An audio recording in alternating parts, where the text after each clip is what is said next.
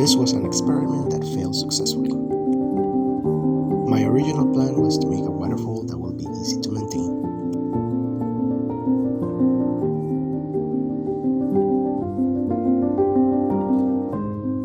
The plan was to make it so I could remove the pump easily.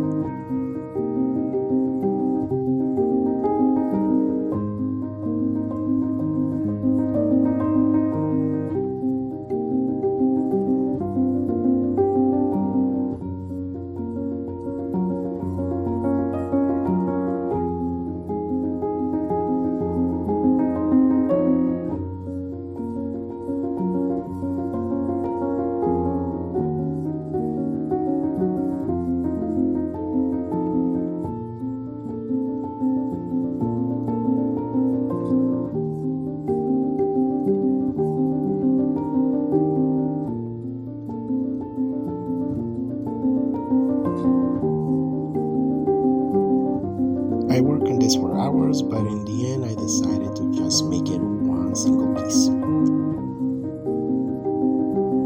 I also decided to experiment on what plants I could grow on the waterfall. And I'm using a mix of dirt and epoxy.